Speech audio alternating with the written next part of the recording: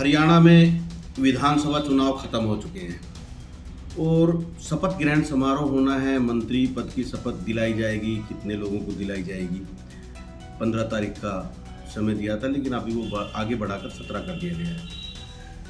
अब बात कर लें, क्योंकि लॉबिंग शुरू हो गई है अपने अपने लोगों को मंत्री बनाने के लिए। लेकिन बड़ा सवाल आ जाता है अब इसमें दक्षिण हरियाणा का, क्योंकि तीनों बार अगर बात करें तो बिना दक्षिण हरियाणा के हरियाणा में भारतीय जनता पार्टी की सरकार नहीं लगता कि बन पाती। 2014 की बात करें तो 2014 में दक्षिण हरियाणा ने भाजपा को 11 कमल दिए थे, 11 सीटों पर विजय प्राप्त की थी। वहीं 2019 की बात करें तो 2019 में 8 सीटों पर दक्षिण हरियाणा में बीजेपी जीती थी और 2014 में 47 सीटें भाजपा को मिली थी, जबकि 2019 में वो घटकर 40 हो गई थी। अब बात 2024 की कर ले। लगातार जो सर्वे, लगातार जो चीज़ें दिखाई जा रही थी कि एक आंधी चल रही है कांग्रेस की, लेकिन भाजपा को 48 सीटें मिल गई हैं 2024 में और कहें तो बहुमत भाजपा के पास है, किसी बैसाखी की जरूरत नहीं है। अब दक्षिण हरियाणा की बात कर ले तो इस बार दक्षिण हरियाणा में भारतीय जनता पार्टी ने यहाँ के जो कद्दावर नेता राव इंद्रजीत सिंह, उनको फ्री हैंड दिया और जिन लोगों को उन्होंने कहा टिकट के लिए, भाजपा ने उनको टिकट भी दिया।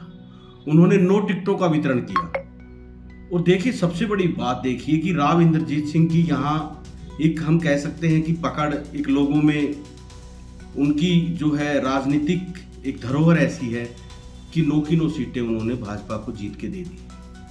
अब दो सीटें थी, नांगल चौधरी और बादशाहपुर। उन 2 सीटों पर ना तो राव इंद्रजीत सिंह ने चुनाव प्रचार किया और उन 2 में से एक उम्मीदवार नांगल चौधरी की सीट भाजपा हार भी गई।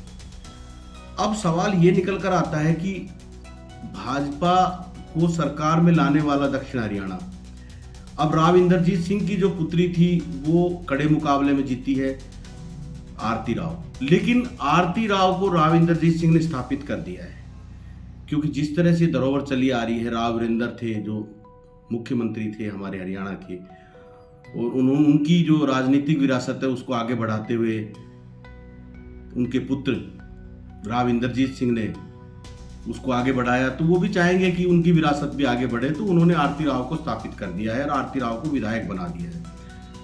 अब बात करते हैं कि राव साहब, अब जो राव इंद्रजीत सिंह है, जिनको दक्षिण हरियाणा का एक बड़ा नेता माना जाता है और 9 सीटें उन्होंने जीत के भाजपा को दी है, वो कितने मंत्री बनवाना चाहेंगे?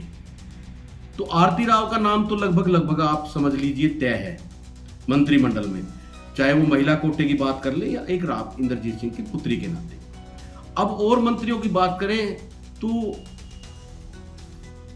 पटौदी से बिमला चौधरी और रेवाड़ी, जिसको अहिरवाल का लंदन कहा जाता है, लक्ष्मण सिंह यादव, क्योंकि वो भी राव इंद्रजीत सिंह के करीबी हैं और वो मनोहर के भी करीबी माने जाते हैं। डॉक्टर कृष्ण कुमार, क्योंकि वो भी जो है राव इंद्रजीत सिंह ने उनको टिकट दिलवाया है, और एक ओम प्रकाश यादव जो नारनौल से फिर से विधायक चुने गए।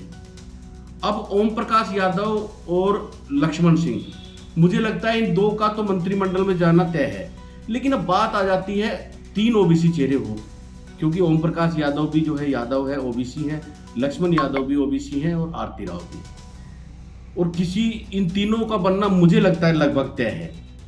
और बात करें कि बिमला चौधरी अगर किसी वजह से मंत्री नहीं बन पाती है, वो चाहे उनकी एजुकेशन को लेकर बात करें या किसी भी तरीके से वो नहीं बन पाती है, तो डॉक्टर कृष्ण कुमार को जो है राव इंद्रजीत सिंह बिल्कुल मंत्री बनवाना चाहेंगे, क्योंकि उनको टिकट पहले दिलवाया था और भारतीय जनता पार्टी की सदस्यता उन्होंने बाद में ली थी।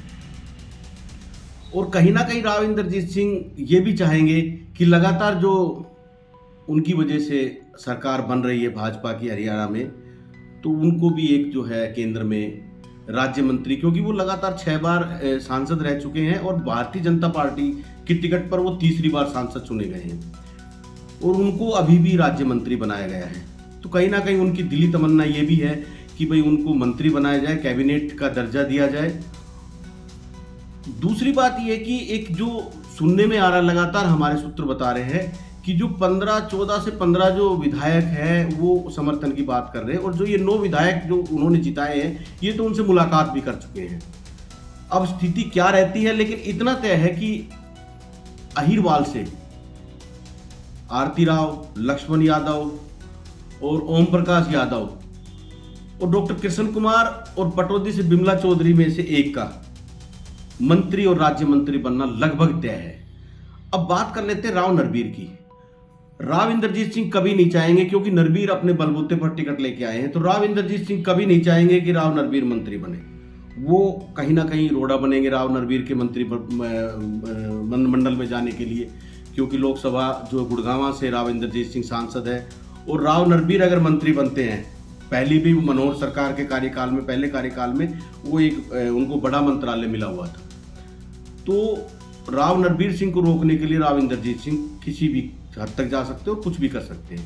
क्योंकि राव नरबीर मंत्री बनते हैं तो एक विकल्प के तौर पर, राव इंद्रजीत सिंह के विकल्प के तौर पर राव नरबीर सिंह उभर कर आते हैं, क्योंकि जो बादशाहपुर की सीट है वो गुड़गांव जिले की ही सीट है, और राव इंद्रजीत सिंह गुड़गांव से ही सांसद है। तो अब देखना होगा कि राव इंद्रजीत सिंह की कितनी पार्टी मानती है और कितनी राव इंद्रजीत सिंह की बातों पर ध्यान दिया जाता है, और नरबीर को क्या मंत्री बनाया जाता है या नहीं, ये तो 17 तारीख को ही पता चल पाएगा। लेकिन इतना जरूर है कि यहाँ से 4 मंत्री बनना लगभग तय है। तो आप देख रहे थे न्यूज वाइज, मैं था आपके साथ संजय कौशिक, और किसी और इसी तरह चर्चा के साथ मैं आपके साथ हाजिर होऊंगा। नमस्कार।